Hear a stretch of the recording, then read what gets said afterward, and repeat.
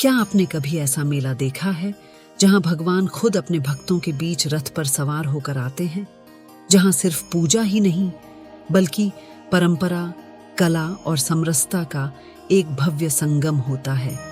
तो चलिए आज आपको लिए चलते हैं झारखंड की राजधानी रांची के जगन्नाथपुर, जहां हर साल होता है एक अद्भुत आध्यात्मिक और सांस्कृतिक उत्सव, जगन्नाथपुर रथ मेला।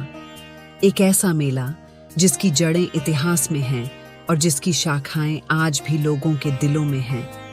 रांची के धुरवा इलाके में स्थित है जगन्नाथपुर मंदिर, जिसकी स्थापना 1691 ईस्वी में नागवंशी राजा ठाकुर एनीनाथ शाहदेव ने की थी। यह मंदिर ओडिशा के पुरी जगन्नाथ मंदिर की तर्ज पर बनाया गया है और इसकी वास्तुकला कलिंग शैली से प्रभावित है। लगभग 85 फीट ऊंचा यह मंदिर पत्थर से बना हुआ है और इसके गर्भगृह में विराजमान हैं भगवान जगन्नाथ, उनके भ्राता बलभद्र और बहन सुभद्रा। भगवान जगन्नाथ को विष्णु का अवतार माना जाता है, बलराम को शेषनाग और सुभद्रा को योग माया का रूप। पुरी की मान्यता के अनुसार भगवान खुद अपने भक्त राजा इंद्रद्युम्न को स्वप्न में दर्शन देकर लकड़ी से मूर्तियां बनवाते हैं।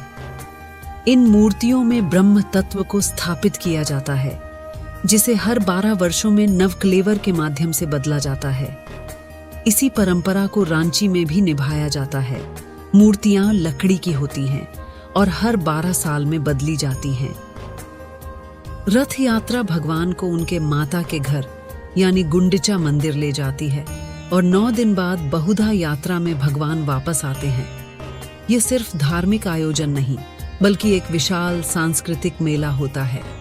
झूले, हस्तशिल्प, लोक नृत्य, भजन कीर्तन और पारंपरिक व्यंजन, सब कुछ यहाँ जीवंत होता है।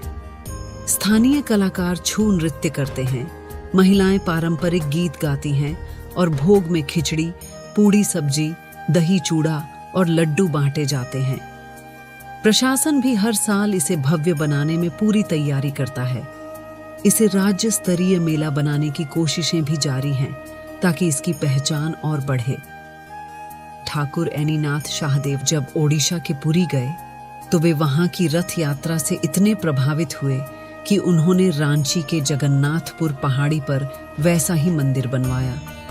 इसके साथ ही शुरू हुई रथ मेला की परंपरा, जो हर साल आषाढ़ शुक्ल द्वितीया जून जुलाई को मनाई जाती है। भगवान रथ पर सवार होकर निकलते हैं अपने भक्तों के कष्ट हरने और समाज में एकता का संदेश फैलाने।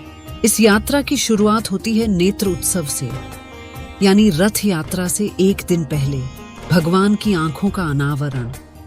रथ की तैयारी महीनों पहले से शुरू हो जाती है। कारीगर लकड़ी से भव्य रथ बनाते हैं। मुख्य दिन जब आता है तो हजारों श्रद्धालु जयकारों के साथ रथ को खींचते हैं। मान्यता है कि रथ खींचने से पाप मिटते हैं। ये मेला सिर्फ धार्मिक नहीं बल्कि सांस्कृतिक महोत्सव भी है। यहाँ लगता है हस्तशिल्प बाजार, लोक कला मंचन, खान पान की दुकानों की कतारें और मिलती है छू नृत्य, बाउल गायन, कीर्तन और झारखंडी लोकगीतों की मिठास।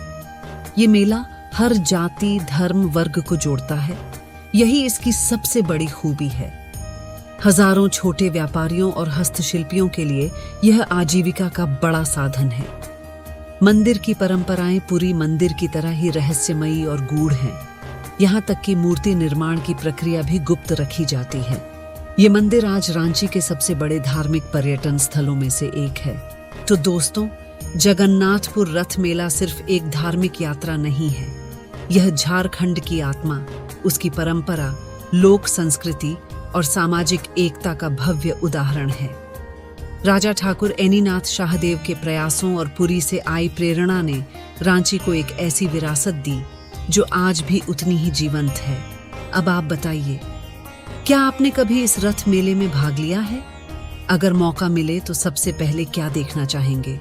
रथ यात्रा की भव्यता, झूले और हस्तशिल्प या स्वादिष्ट भोग?